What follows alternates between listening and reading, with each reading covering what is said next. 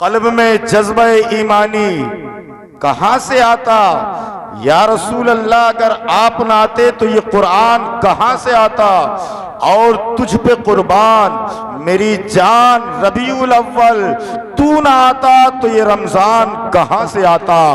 ذرا توجہ کے ساتھ سنیے اور اندازہ لگائیے، تجھ پہ قربان میری جان ربیع الاول، تو نہ آتا تو یہ رمضان کہاں سے آتا؟ اور ہند پہ احسان ہے میرے خواجہ کا، ہند میں احسان ہے میرے خواجہ کا، ورنہ بھارت میں مسلمان کہاں سے آتا؟ تجھ پہ قربان میری جان ربیع الاول، تو نہ آتا تو یہ قرآن کہاں سے آتا؟ حضرات آپ نے محفل میلاد بھی سن لی اور ہمارے مفتی شاہ نواز نے بھی سنائی، ان سے بعد میں مولانا فاروق جو گلڑیا والے تھے وہ بھی سنا کے چلے گئے۔ میں قرآن اور کچھ سائنس کی بات کرنا چاہتا ہوں۔ لوگ یہ سمجھ لیتے ہیں جو مولانا ہوتے ہیں وہ کیا انگلش جانتے ہوں گے، کیا سائنس ہوگی۔ قسم خدا کی یہ قرآن میں پورا اگر آپ مطالعہ کریں تو آپ کو پتہ لگے گا سائنس آج ترقی کر رہی ہے۔ 1400 سال پہلے جو پیغمبر آئے تھے مکہ کی سرزمین پہ، ان مصطفیٰ پہ آج کی سائنس جو انہوں نے کہہ دیا اس کو یہ ثابت کر رہی ہے۔ تو پتہ یہ چلا ہمارا نبی سچا، مصطفیٰ پہ جو قرآن اترا وہ سچا، گویا کہ ہمارا رب سچا، ہمارا اسلام سچا۔ اس بات کو ہم نے نہیں بلکہ غیروں نے ثابت کر کے بتا دیا ہے۔ میں کچھ سائنس اور قرآن کو لے کے چلنا چاہتا ہوں تاکہ ہماری قوم کے بچے، کمی یہ ہے کہ ہم نے پڑھا نہیں، جس کے پاس یا قرآن ہو وہ آکسفورڈ یونیورسٹی میں جا رہا ہے، جس کے پاس قرآن جیسی کتاب ہو وہ گلیوں میں ٹھوکریں کھا رہا ہے، جس کے پاس قرآن جیسی عظیم کتاب ہو جو آسمانی کتاب ہے، کسی رائٹر نے نہیں لکھی بلکہ اللہ کا کلام ہے، حضرت جبرائیل لے کر آئے مصطفیٰ پہ اور اللہ کے نبی اس کو پڑھتے رہے، اپنے صحابہ کو یاد کراتے رہے۔ گویا کہ قرآن کیا کہتا ہے، آج ہم نے اور آپ نے کیا سنا ہے؟ مصطفیٰ کی شان دیکھو۔ آج اسی بھارت سے کچھ وگیانک کہاں گئے تھے؟ چندرما پہ گئے تھے کہ نہیں گئے تھے؟ اور انہوں نے چاند پہ جا کے کیا کیا؟ چاند پہ جا کے انہوں نے دیکھا کہ چاند پہ بھی مٹی اور مٹی ہی تلاش کی۔ لیکن جب اس سے پہلے چائنا کی سائنس چاند پہ گئی تھی تو انہوں نے بھی جا کے دیکھا، امریکہ کے سائنسداں گئے تھے انہوں نے بھی جا کے کیا دیکھا کہ چاند کتنا دور ہے آج زمین سے؟ 3,84,400 کلومیٹر کی دوری ہے چاند کی اور دھرتی کی۔ اللہ اکبر۔ جب چائنا کے سائنسداں پہنچے تو چاند پہ جانے کے بعد کیا دیکھا کہ چاند میں بیچ میں سے درار ہے۔ اللہ اکبر۔ میں نے اللہ کا کلام اٹھایا، قرآن پاک اٹھا کے دیکھا کہ مولا چاند پہ جانا یہ واقعی صحیح ہے کہ نہیں، اس کا ذکر قرآن میں ملتا ہے کہ نہیں ملتا؟ اللہ اکبر۔ تو قرآن کہتا ہے پڑھو والقمر اذا اتسق، جب چاند پورا ہو جائے گا لترکبن طبقا عن طبق، ایک دور ایسا آئے گا، ایک وقت ایسا آئے گا لوگ اپنی سواری لے لے کے چاند پہ جائیں گے۔ یہ کون کہہ رہا ہے؟ یہ قرآن کہہ رہا ہے۔ کس پہ نازل ہوا ہے؟ اس پہ نازل ہوا ہے جو امام الانبیاء بن کے آیا ہے، جو پوری دنیا کے لیے رحمت للعالمین بن کے آیا ہے۔ اگر وہ نہ ہوتے تو زمین نہ ہوتی، وہ نہ ہوتے تو آسمان نہ ہوتا، وہ نہ ہوتے کائنات کی کوئی شے نہ ہوتی۔ اللہ اکبر۔ جب قرآن نے اتنا بتا دیا کہ چاند پورا ہو جائے گا، لوگ چاند پہ جائیں گے، لوگ چاند پہ کائے سے جائیں گے، قرآن نے کہا لترکبن طبقا عن طبق، لوگ اپنی سواریاں لے کے قرآن پہ جو ہے چاند پہ جائیں گے۔ پھر قرآن سے میں نے یہ پوچھا، یہ قرآن یہ بتا جتنے چاند پہ جانے والے ہوں گے کیا وہ کلمہ پڑھنے والے ہوں گے؟ قرآن نے کہہ دیا نہیں نہیں، فما ہم لا یؤمنون، جتنے بھی چاند پہ جائیں گے وہ مسلمان نہیں ہوں گے۔ جب آج 1400 سال گزرنے کے بعد دیکھا گیا جتنے بھی سائنسداں گئے، جتنے بھی وگیانک گئے، ان میں سے ایک بھی کلمہ پڑھنے والا نہیں ملتا۔ تو آج میرا دل کہتا ہے جو قرآن میرے نبی پہ اترا، آج تو چاند پہ ہندوستان کے وگیانک سائنسداں جا رہے ہیں، امریکہ کے جا رہے ہیں، چائنا کے جا رہے ہیں، تم چاند پہ جا رہے ہو۔ ارے جس کے ہم امتی ہیں وہ چاند کو قدموں میں چھوڑ کے عرش پہ چلا چلا گیا، وہاں چلا گیا جہاں دنیا کا کوئی انسان تک نہیں گیا ہے۔ بہت اچھے ہیں ماشاءاللہ، بہت اچھے وہی مفتی صاحب، لاجواب خطاب ہے ماشاءاللہ۔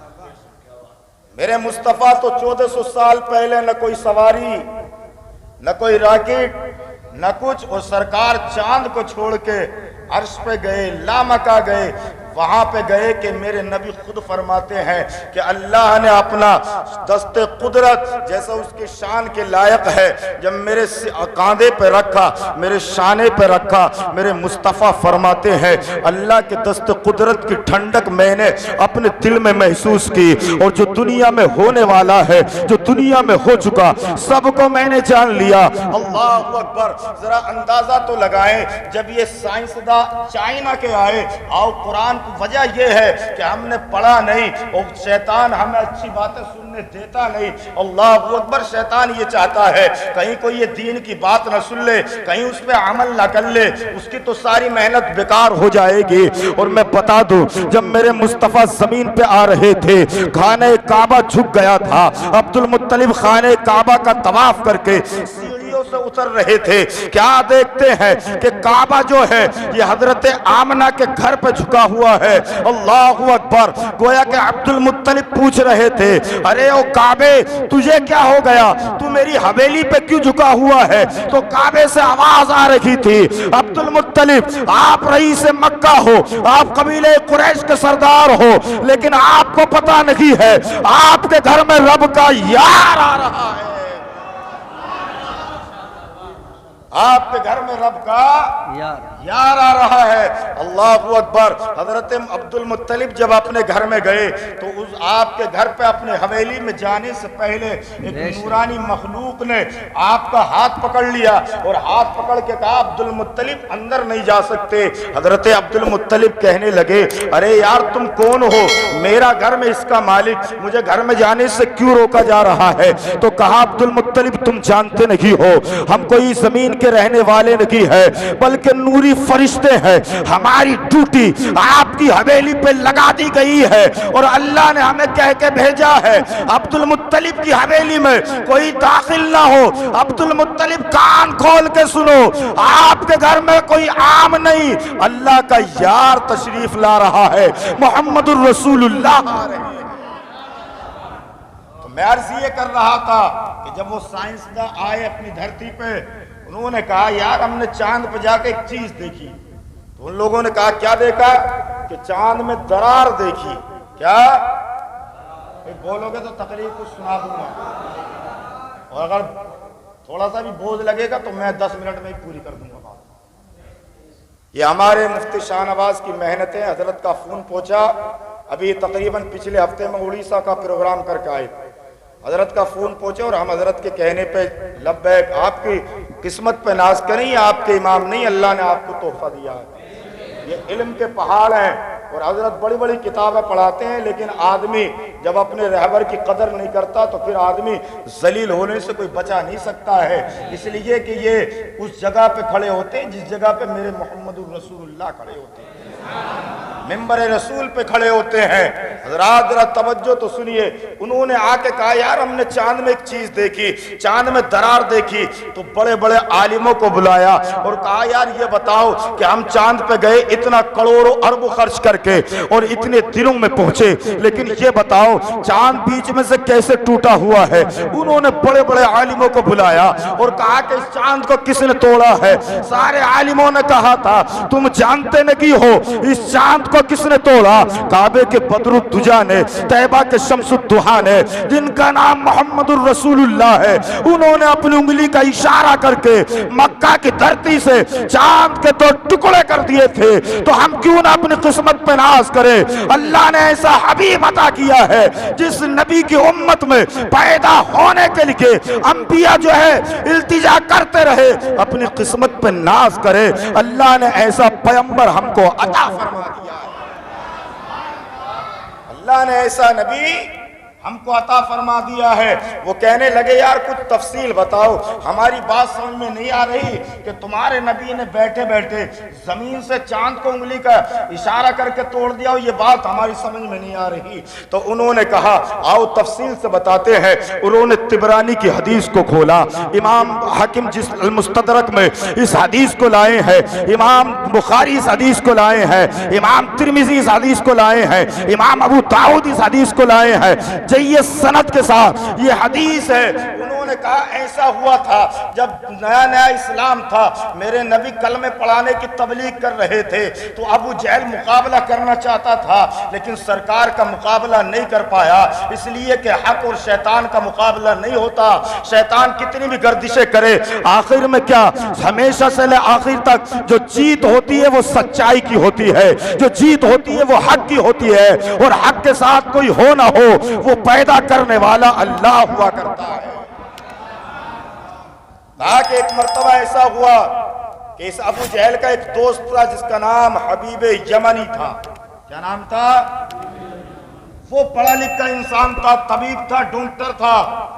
اس نے ابو جہل نے مکے سے بیٹھے بیٹھے ایک خط لکھا اپنے دوست کے پاس ملک یمن میں کہ یار تیری ضرورت پڑ لگی ہے، اور اس میں لکھا کہ تو جلدی ملک یمن کو چھوڑ کے مکہ آ جا۔ ایک بچہ پیدا ہوا ہے، ایک انسان پیدا ہوا ہے جس کا نام محمد ہے، وہ ہمارے بتوں کو برا کہہ رہا ہے، وہ ہمارے دین کو برا کہہ رہا ہے۔ ایک دین کی جو ہے اس نے شعاعت کی ہے اور لوگ اس کی باتوں کو مان کے اس کا کلمہ پڑھ کے اسلام میں داخل ہو رہے ہیں۔ تو پڑھا لکھا ہے، تو طبیب بھی ہے، تو میں تیری ضرورت پڑ لگی ہے، تو ذرا ساتھ میں آ جا، اس کا مقابلہ کرنا ہے۔ اتنے خط لکھا ابو جہل نے ملک یمن، اور حبیب یمنی نے خط کو لیا، فوراً خط کو لے کے اور اپنی سواری کو تیار کر کے ملک یمن سے مکہ آئے۔ لیکن ابھی بیچ میں ہی تھے، حبیب یمنی کے آنے سے پہلے ابو جہل اپنے ہاتھوں میں روئی لے کے مکہ کی سرحد سے باہر کھڑا ہو گیا۔ اللہ اکبر۔ جیسے حبیب یمنی آئے تو حبیب یمنی نے کہا ابو جہل تیرے ہاتھ میں کیا ہے؟ کہا یہ روئی ہے، مکے میں داخل ہونے سے پہلے اپنے کانوں میں ڈال لو، اپنے کانوں میں ڈال لو۔ حبیب یمنی کہنے لگے کانوں میں کیوں ڈالا جائے؟ تم جانتے نہیں ہو جن سے تمہارا مقابلہ ہے ان کا نام محمد الرسول اللہ ہے، جو ان کا کلام سن لیتا ہے وہ انہی کا ہو کے رہ جاتا ہے۔ گویا کہ مکے میں جب داخل ہونا پہلے اپنے کانوں میں روئی ڈال لو۔ اللہ اکبر۔ حبیب یمنی نے اپنے کانوں میں روئی ڈالی، اور روئی ڈالنے کے بعد ابو جہل اپنے گھر پہ لے کے آیا، اور لانے کے بعد بٹھا دیا۔ وہاں بڑے بڑے ڈاکو بیٹھے تھے، بڑے بڑے کافر بیٹھے تھے، اپنے وقت کے بڑے بڑے کافر جو تھے، عتبہ بیٹھا تھا، شیبہ بیٹھا تھا، مکے کے جتنے بھی بڑے کافر تھے سب ابو جہل کے گھر میں بیٹھے تھے۔ اب حبیب یمنی نے کہا یار چل ان کے پاس لے کے چل، ان کا مقابلہ کرنا۔ کہاں ہے محمد؟ کہا نہیں نہیں ان کے پاس نہیں جانا۔ حبیب یمنی کہنے لگے میں ڈاکٹر ہوں، ان کی نبض پکڑ کے پتہ لگا لوں گا کہ ان پہ کیا مرض ہے۔ ابو جہل کہنے لگا ہاتھ مت پکڑنا۔ کہا کیوں؟ کہ تو جانتا نہیں ہے ایک مرتبہ میں اپنے ہاتھوں میں کنکری لے کے گیا تھا اور ان سے جا کر کہا تھا آپ اللہ کے نبی ہے تو بتائیے گا میرے ہاتھوں میں کیا ہے؟ انہوں نے کہا تھا اگر میں بتا دوں تو یہ کہے گا کہ آپ نے دیکھ لیا ہوگا یا کسی نے آپ کو بتا دیا ہوگا۔ ابو جہل خود پوچھ ہم کون ہے؟ جب میں نے اپنی مٹھیوں کو اپنے کانوں کے قریب کیا تھا تو وہ کنکری انہی کا کلمہ پڑھ رہی تھی، کہہ رہی تھی لا الہ الا اللہ محمد الرسول اللہ، ان کا کلمہ پڑھا جا رہا تھا۔ تو حبیب یمنی تو نے ان کا ہاتھ بھی نہیں پکڑنا ہے۔ اللہ اکبر۔ حبیب یمنی کہنے لگا جب تو ان کا کلام سننے نہیں دے رہا، ان کا ہاتھ پکڑنے نہیں دے رہا، تو پھر مجھے اتنا لمبا سفر کر کے ملک یمن سے کیوں بلایا؟ بات جب تو ان کی بات نہیں سننے دے رہا، ان کا کلام نہیں سننے دے رہا، پھر اتنا لمبا سفر کر کے تو انہیں کیوں بلایا؟ تو حبیب یمنی کہنے لگے، حبیب یمنی نے کیا کہا کہ تو نے کانوں میں روئی پہلے ہی ڈلوا دی، ہاتھ ان کا پکڑنے نہیں دے رہا، تو پھر مجھے ملک یمن سے کیوں پریشان کیا مکے میں بلا کے؟ تو اس نے کہا کہ میں ڈاکٹر ہوں، چلے ایسا کرتے ہیں ان کی خوشبو سونگا کے میں پتہ لگا لوں گا ان پہ کیا ہے۔ کہا نہیں نہیں خوشبو بھی نہیں سونگنی ہے، حبیب یمنی کہنے لگے کیسی بے کی باقی بات کر رہا ہے، کلام ان کا نہیں سننے دے رہا، بات ان سے نہیں کرنے دے رہا، اور خوشبو ان کا نہیں سونگنے دے رہا۔ کہا حبیب یمنی تم نہیں جانتے ہو، ایک مرتبہ ایسا ہوا تھا، ان کی خوشبو کا عالم تو یہ ہے کہ جس گلی سے وہ گزر جاتے ہیں وہ گلی 8 روز تک ان کی خوشبو سے مہک جایا کرتی ہے، اور ان کی خوشبو سونگنا چاہتا ہے تو سن لے کہ ایک انسان غریب تھا، اس کی بیٹی کی شادی تھی، وہ کوئی اور نہیں محمد الرسول اللہ کے پاس آ گیا، آ کر کہنے لگا یا رسول اللہ میں غریب انسان ہوں، دہیز میں دینے کے لیے کچھ بھی نہیں ہے۔ تو انہوں نے ایک ٹہنی کو منگایا تھا، اور ٹہنی کو منگا کے اس ٹہنی پہ انہوں نے اپنا پسینہ لگا دیا تھا اور کہا تھا کہ جا اسے اپنی بچی کے کپڑوں میں لگا دے، اپنی بچی کے دولہے کے کپڑوں میں لگا دے۔ ان کے پسینے کا لگنا تھا۔ جب وہ بیٹی اپنے گھر گئی، ساری بستی کی عورتیں آ گئی، ساری بستی کے لوگ آ گئے، اور آ کر کہنے لگے یہ بیٹی کہاں سے خوشبو لائی ہے، یہ خوشبو کیسی ہے؟ تو وہ کہنے لگی میں نے کہیں سے خریدی نہیں ہے، بلکہ جن کا نام محمد الرسول اللہ ہے، یہ ان کے پسینے کی خوشبو ہے جو میرے کپڑوں میں لگ گئی ہے۔ اللہ اکبر۔ ابو جہل کہنے لگا میرے یار ان کی خوشبو بھی نہیں سونگنا ہے، اگر خوشبو سونگ لی تو معاملہ خراب ہو جائے گا، جو ان کی خوشبو سونگ لیتا ہے وہ انہی کا ہو کے رہ جاتا ہے۔ حبیب یمنی کہنے لگے ہاتھ تو ان کا پکڑنے نہیں دے رہا، بات ان کی نہیں سننے دے رہا، خوشبو سونگنے نہیں دے رہا، تو پھر ملک یمن سے کیا کرنے کے لیے بلایا مجھے مکے میں؟ تو وہ کہنے لگا ابو جہل چلے ایک پلان بناتے ہیں، جو مکار ٹائپ کے لوگ ہوتے ہیں وہ پلان زیادہ بناتے ہیں، کہیں نہ کہیں انہیں کچھ پلان کے ذریعے کام کرنا رہتا ہے نا۔ ابو جہل نے جو ہے ایک پلان بناتے ہیں کہ کیا کہ پلان یہ ہے کہ نبی کے یہاں بلاتے ہیں اپنے گھر پہ۔ ابو جہل نے کہا جن کا نام محمد ہے انہیں اپنے گھر پہ بلاتے ہیں۔ تو حبیب یمنی کہنے لگے کیا ہوگا گھر پہ بلا کے؟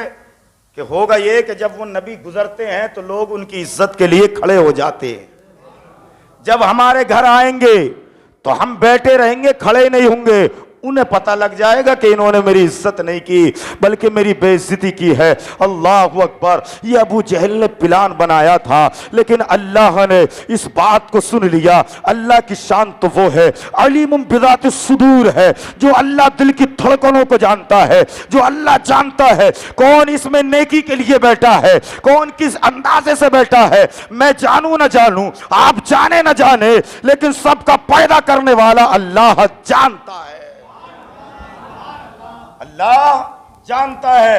حبیب یمنی نے کہا چل بھائی تیری بات مان لی، جب اتنی دور سے سفر کر کے آیا ہوں چل بلا ان کو۔ اللہ اکبر۔ تو ایک انسان کو بھیجا کہ نبی تمہیں ابو جہل بلا رہے ہیں اپنے گھر پہ۔ صدیق اکبر کہنے لگے یا رسول اللہ وہ تو آپ کا دشمن ہے، آپ اپنے دشمن کے گھر پہ جا رہے ہیں؟ تو میرے نبی مسکرائے، اس لیے کہ سرکار تو دلوں کے حال کو جانتے ہیں، سرکار تو یہ جانتے میرا امتی کون غم میں ہے، کون پریشانی میں ہے، اور اس کو ایسے نہیں۔ اٹھاؤ قرآن کا 11واں پارہ آیت نمبر 72، اللہ ارشاد فرماتا ہے لقد جاءکم رسول من انفسکم عزیز علیہ ما عنتم حریص، کہ تمہارا نبی وہ ہے اتنی محبت کرتا ہے اگر کانٹا امتی کو چپ جائے تو درد مدینے والا محسوس کرتا ہے، اتنا پیار کرتے ہیں سرکار اپنی امت سے۔ مختصر یہ کہ جب اس نے پلان بنایا تو اللہ نے سارے اس کے پلان کو جان لیا۔ اللہ نے فوراً جبرائیل سے کہا جبرائیل کہا ہوں کہ مولا عرش پہ کہ جلدی اپنے ساتھ فرشتے لے کے جاؤ ابو جہل کے گھر، وہاں میٹنگ ہوئی ہے، میرے نبی کی بے عزتی کرنے والے ہیں، اور ابو جہل ایک ایک فرشتے کو ایک ایک کافر کے پیچھے کھڑا کر دینا، ایک ایک کافر کے پیچھے کھڑا کر دینا۔ انہوں نے پلان یہ بنایا ہے کہ سرکار آئیں گے تو ہم بیٹھے ہی رہیں گے، ان کی عزت کے لیے کھڑے نہیں ہوں گے، اور فرشتوں ان کا کان پکڑ پکڑ کے اٹھانا ہے۔ آئی کچھ سمجھ میں؟ وقت زیادہ ہو رہا ہے۔ کیا کہا فرشتے جبرائیل سے کہ ایک ایک فرشتے کو ایک ایک کافر کے پیچھے کھڑا کر دو، اور جبرائیل تو ابو جہل کے پیچھے کھڑا ہو تو اس کا کان پکڑنا، سب سے بڑا مکار تو وہی ہے۔ اللہ اکبر۔ اب سنیے ذرا دل لگا کے، میرے مصطفیٰ آئے ہیں، اللہ اکبر، سرکار آئے، جیسے ہی ابو جہل کے گھر میرے مصطفیٰ نے اپنا قدم رکھا، وہ بیٹھنا چاہتے تھے، جبرائیل نے پہلے کان پکڑ کے ابو جہل کو کھڑا کر دیا۔ جب ابو جہل کھڑا ہوا، اتبا بھی کھڑا ہو گیا، شیبہ بھی کھڑا ہو گیا، جتنے کافر تھے سب کھڑے ہو گئے، ایک دوسرے سے کونی مار کے کہنے لگے تو پہلے ڈینگے مار رہا تھا کہ مصطفیٰ آئیں گے تو بیٹھے رہیں گے، اب ان کا قدم رکھتے ہی کھڑے ہو گئے۔ ابو جہل کہنے لگا یار میری کچھ سمجھ میں نہیں آ رہا، پتہ نہیں کیسے کھڑا ہو گیا۔ اللہ اکبر، میرے مصطفیٰ نے کہا جبریل سے کہا جبریل ابو جہل کو چھوڑ دو، جبریل نے چھوڑا ہے، ابو جہل کھڑے سے نیچے دھام سے گر گیا۔ اللہ اکبر۔ اور ملک یمن سے جو حبیب یمنی آئے تھے وہ سرکار کا چہرہ دیکھ کے مسکرانے لگے اور کہنے لگے ابو جہل جھوٹا ہے، اس کا خاندان جھوٹا ہے، اس کے ماننے والے جھوٹے ہیں، اس لیے کہ جن کا چہرہ چاند سے زیادہ حسین ہو، سورج سے زیادہ چمکتا ہو، وہ چہرہ جھوٹے کا نہیں ہوتا۔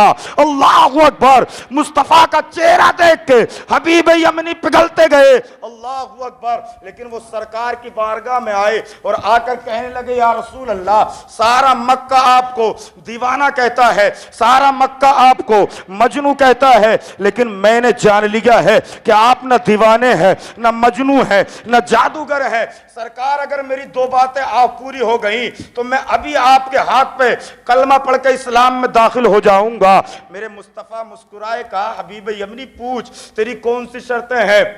اس نے کہا کہ سارے لوگ آپ کو جادوگر کہتے ہیں کہ آپ جادو کر کے اپنے اسلام میں داخل کر لیتے ہیں، لیکن میں پڑھا لکھا انسان ہوں، میں ان کے کہنے کو نہیں مانتا، اس لیے کہ جادو زمین پہ چل سکتا ہے، جادو پانی پہ چل سکتا ہے، جادو درختوں پہ چل سکتا ہے، جادو آکسیجن پہ چل سکتا ہے، جادو ہواؤں پہ چل سکتا ہے، آسمان پہ جادو نہیں چل سکتا۔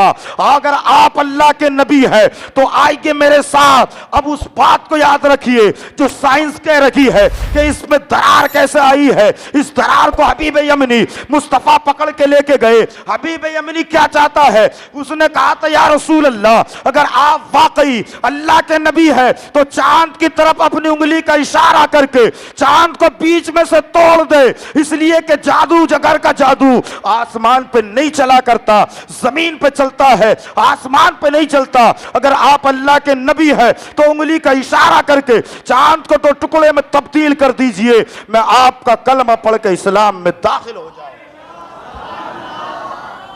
آپ کا کلمہ پڑھ کے اسلام میں داخل ہو جاؤں گا۔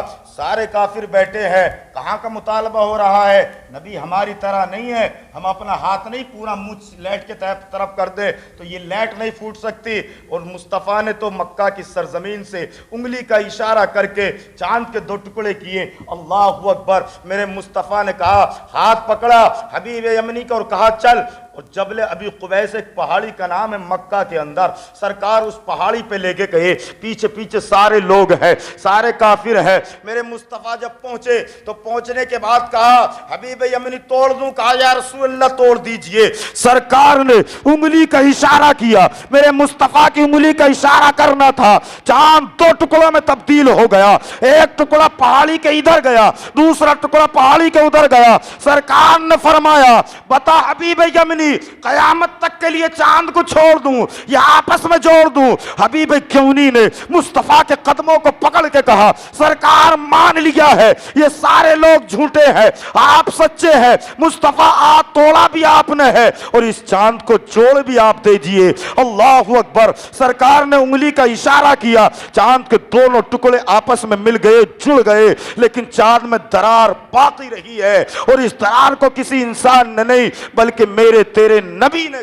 توڑا ہے۔ چاند کو میرے اور تیرے نبی نے توڑا ہے، کسی اور نے نہیں۔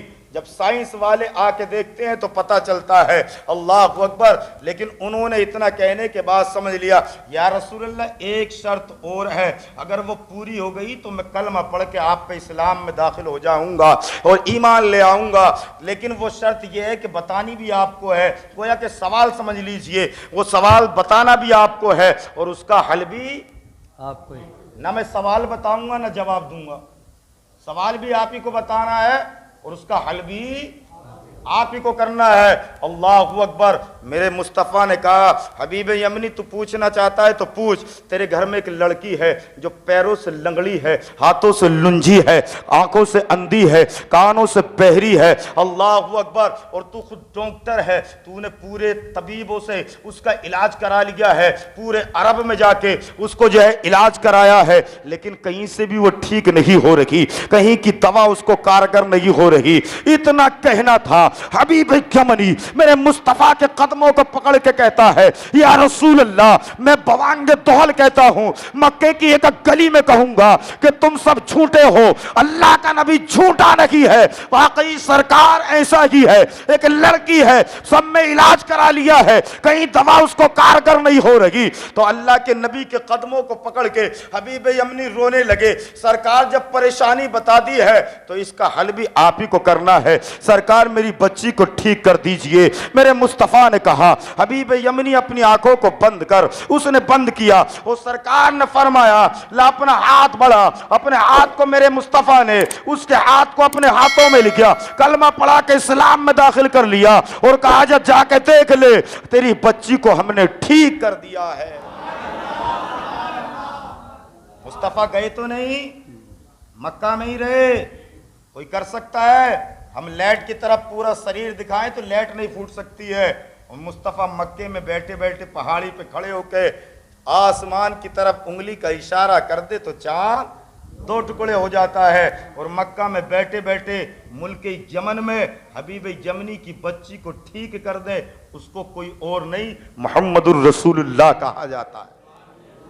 جب یہ حبیب یمنی گئے، جانے کے بعد اپنے گھر پہنچ گئے، دروازہ کٹکھٹایا تو وہی بچی جو بستر پہ لیٹی ہوئی تھی، جو چل نہیں سکتی تھی، پھر نہیں سکتی تھی، کچھ سن نہیں سکتی تھی، جب انہوں نے دروازہ کھٹکھٹایا تو وہی بچی دروازہ کھولنے کے لیے آئی ہے۔ یہ شان ہے میرے اور آپ کے نبی کی۔ اور حبیب یمنی نے کہا بیٹی تو دروازہ اپنے بستر سے اٹھ بھی نہیں سکتی تھی، یہ کیسے ٹھیک ہو گئی؟ کہا ابا جان میں ابھی اپنے بستر پہ لیٹی تھی، میری آنکھ لگ گئی تھی، ایک نورانی شکل والے انسان کو میں نے دیکھا، انہوں نے میرے سر پہ ہاتھ رکھا تھا، ان کے ہاتھ کا رکھنا تھا، میری ساری بیماری دور ہو گئی اور وہ مجھے کلمہ پڑھا کے گئے ہیں۔ تو حبیب یمنی نے کہا تھا بیٹی تو نے خواب میں کلمہ پڑھا ہے، میں جاگتے مکہ میں ان کے ہاتھ پہ کلمہ پڑھ کے آ رہا ہوں، میں ان کے ہاتھ پہ کلمہ پڑھ کے آ رہا ہوں۔ یہ شان ہے میرے آقا کی، یہ شان ہے محمد الرسول اللہ کی۔ کہ آخری حدیث میں آپ کو سنا دوں، اس لیے کہ آپ کا دل یہ کہہ رہا ہے کہ جلدی سلام پڑھ لیا جائے۔ ماشاءاللہ سبحان اللہ۔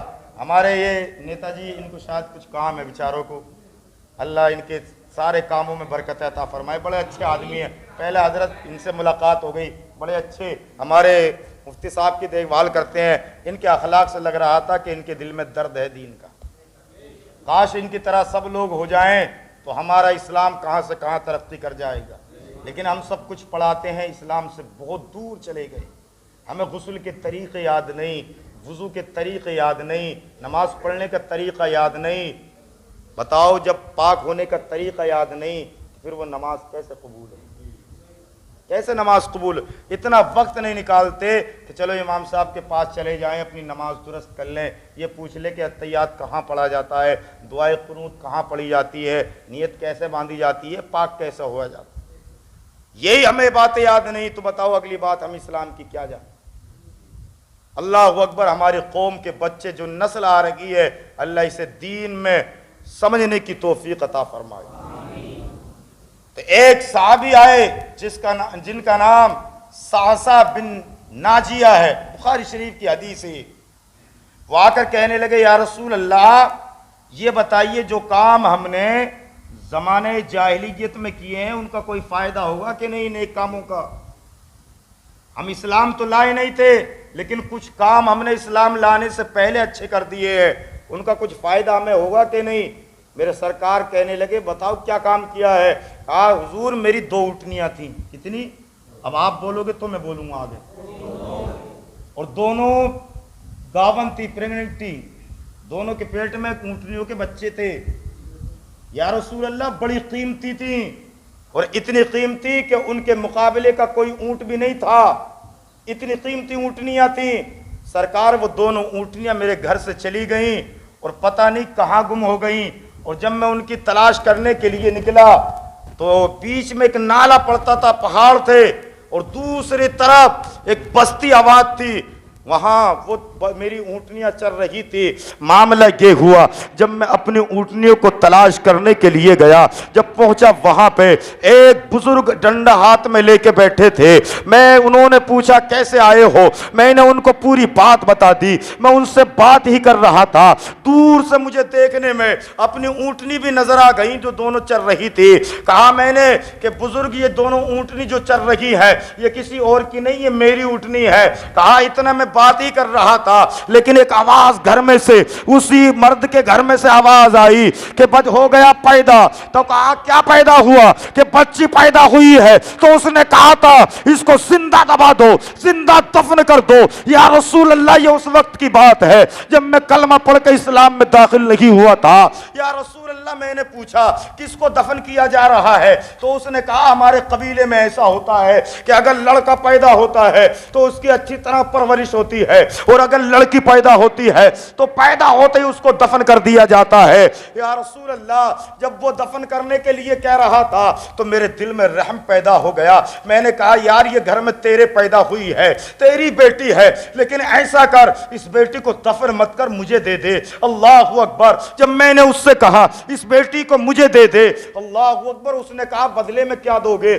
کہا یہ دو میری اونٹنی جو ہے اتنی قیمت کی ہے کہ تیرے پورے قبیلے کے اندر، تیرے پورے خاندان کے اندر، تیری پوری بستی کے اندر ان کی قیمت کا کوئی اندازہ نہیں لگا سکتا، اور نہ ان کی قیمت کا کوئی اونٹ تیرے قبیلے کے اندر ہے۔ اس بچی کو مجھے دے دے اور یہ میری دونوں اونٹنیاں تو لے لے۔ یا رسول اللہ، اس نے کہا کہ جس اونٹ پہ چڑھ کے آئے ہو وہ دونوں اونٹنیاں بھی دینی پڑیں گی اور یہ اونٹ بھی دینا پڑے گا۔ میں نے دے دیا۔ یا رسول اللہ، کپڑے میں لپیٹ کے اس بچی کو میں لے آیا، اور لانے کے بعد اپنے آنگن میں پالتا رہا، اس کی پرورش کرتا رہا۔ پھر میرے دل میں اور چشم پیدا ہو گئی اور میرے دل میں رحم پیدا ہوا۔ میں نے کچھ عورتوں کو خریدا اور عورتوں سے کہا تمہیں مہینے میں تنخواہ دی جائے گی، سارے مکے کے اطراف میں جتنے بھی قبیلے ہیں جاؤ پتہ لگاؤ کن کے ہاں لڑکیوں کو زندہ دفن کر دیا جاتا ہے، جن کو مارا جاتا ہے۔ یا رسول اللہ، ہر عورت قبیلے کی بتا دیتی اور میں اس کو پیسے دیتا،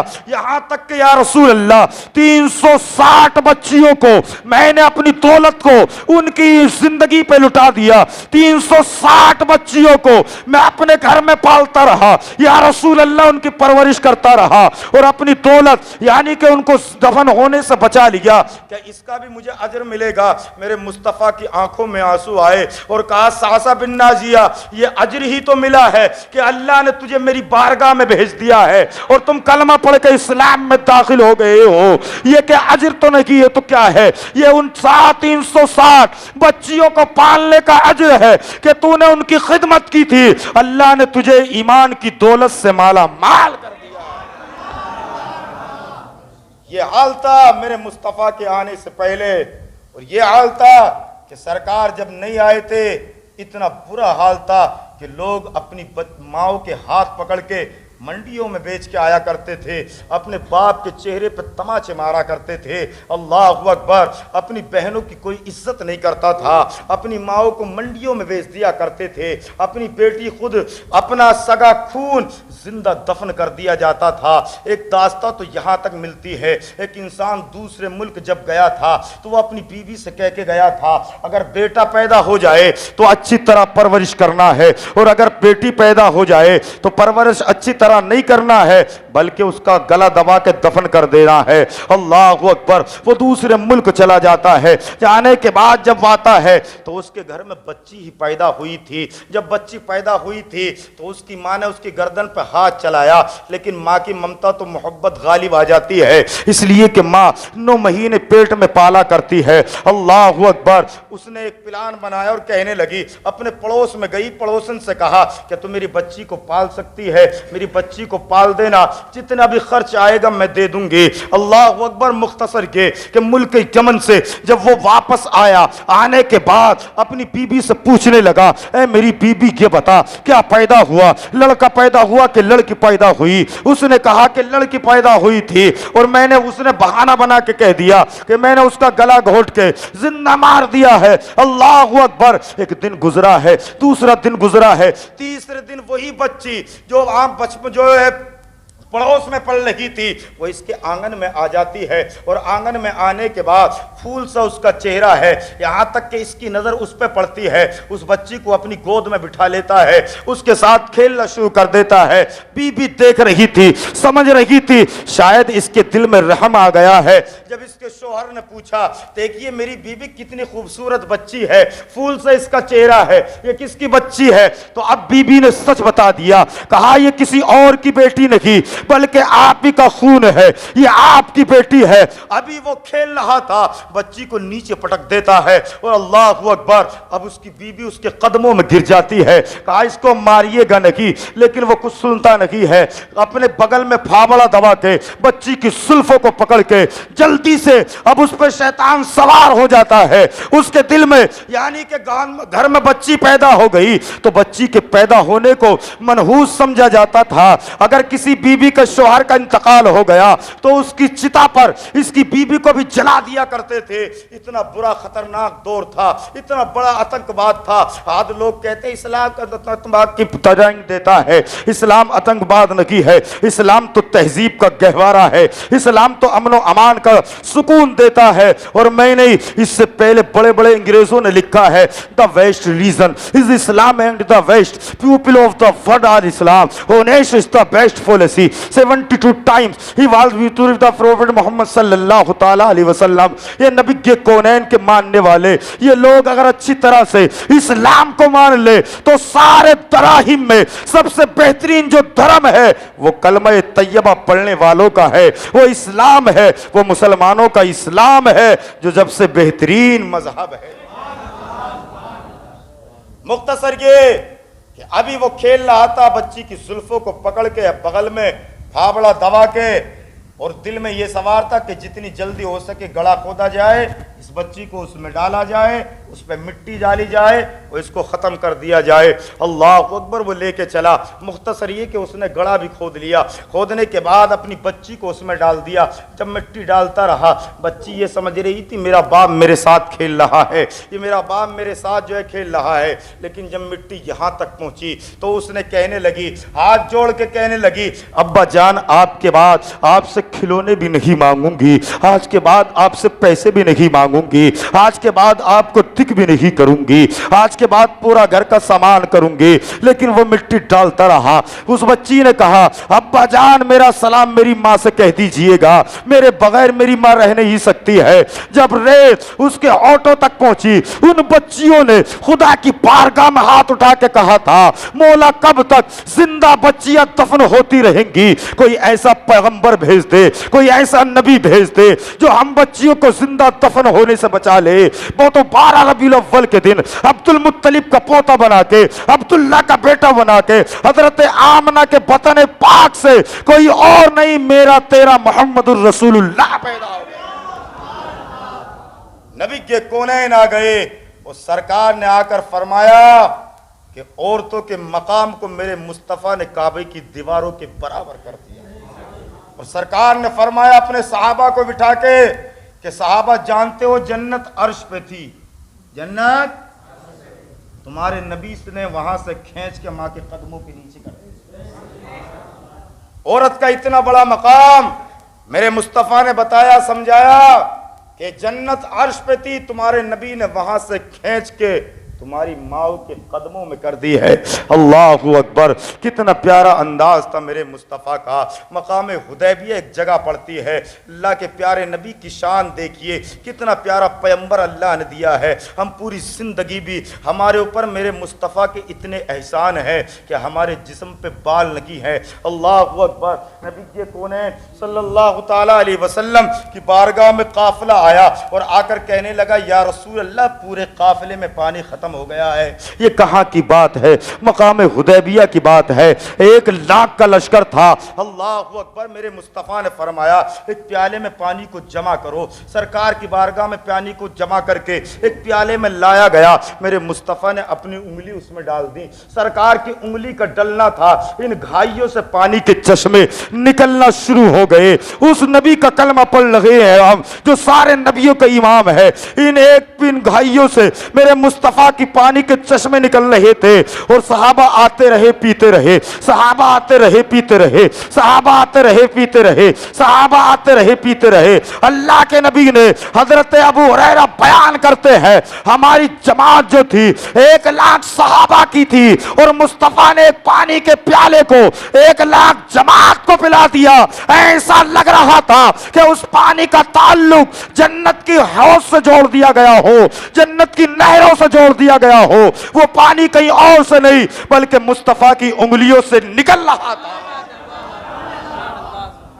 پانی کہیں اور سے نہیں، سرکار کی انگلیوں سے نکل رہا تھا۔ یہ شان ہے میرے مصطفیٰ کی، یہ انداز ہے میرے مصطفیٰ کا۔ آؤ آگے چلو۔ آج کہتے ہیں یہ تو آپ نے سنا ہے کہ نہیں سنا ہے؟ سب سے پہلے کون پیدا کیا اللہ نے؟ سب سے پہلے کس کو پیدا کیا؟ آدم سے پہلے بھی، آدم سے پہلے بھی۔ ہمیں یہ باتیں یاد نہیں ہیں، حدیث نوری نہیں پڑھی، اول ما خلق اللہ نوری وکل خلائق من نوری انا من نور اللہ۔ اللہ کے نبی فرماتے ہیں نہ دن تھی، نہ رات تھا، نہ سیکنڈ تھے، نہ منٹ تھے، نہ گھڑی تھی، نہ ہوا تھی، کچھ بھی نہیں تھا، بس بنانے والا خدا تھا، بننے والی محمد الرسول اللہ کی ذات۔ نبی کا نور تھا ساری دنیا سے پہلے، اور دنیا کے ذرات سے پہلے اللہ نے اپنے حبیب کو پیدا کیا، بھیجا آخر میں، بھیجا آخر میں۔ آدم آ کے کیا کہتے رہے؟ ایک اللہ کی عبادت کرو۔ کہا پوچھا کہ خدا کو دیکھا کہ نہیں دیکھا تو نہیں۔ اور وہ نور محمدی حضرت آدم سے لے کر منتقل ہوتا ہوا عبدالمطلب کی پشت میں، اور وہاں سے عبداللہ کے یہاں، پھر آمنہ کے شکم پاک میں۔ لیکن یہ یقین اور عقیدہ رکھو کہ ساری کائنات سے پہلے پیدا ہونے والا میرا اور آپ کے نبی کا نور ہے، میرے نبی کا نور ہے، اور اللہ نے پیدا کیا سب سے پہلے۔ سوال یہ پیدا ہوتا ہے کہ نبی سے پہلے زمین کو بنا دیا جاتا، کیا خرابی لازم؟ نبی کی پیدائش سے پہلے آسمان کو بنا دیا جاتا، کیا خرابی لازم آتی؟ آکسیجن کو بنا دیا جاتا، کیا خرابی لازم آتی؟ ہواؤں کو پیدا کر دیا جاتا، کیا خرابی لازم آتی؟ اللہ اکبر۔ تو اللہ نے فرمایا میں نے عالم تصور میں سوال کیا تھا مولا، اگر نبی کی پیدائش سے پہلے زمین کو بنا دیا جاتا کیا خرابی لازم آتی؟ آسمان کو بنا دیا جاتا کیا خرابی لازم آتی؟ ہواؤں کو پیدا کر دیا جاتا کیا خرابی لازم آتی؟ تو جواب ملتا ہے نادان، اگر نبی کی پیدائش بعد میں ہوتی، زمین کو پہلے بنا دیا جاتا، زمین کہتی نبی تمہاری کوئی حقیقت نہیں ہے اس لیے کہ تمہاری پیدائش میرے بعد ہوئی ہے، آسمان کہتا نبی تمہاری کوئی حقیقت نہیں ہے اس لیے کہ آپ کی پیدائش میرے بعد ہوئی ہے، سورج کہتا یا رسول اللہ آپ پر میری کرنیں پڑی ہے تو میرا احسان آپ پر ہے، آپ کی پیدائش میرے بعد ہوئی ہے۔ اللہ نے ساروں کے احسان کو ختم کرتے ہوئے اعلان فرما دیا کہ دنیا کی ایک شے کان کھول کے سن لے، ساری کائنات پر کسی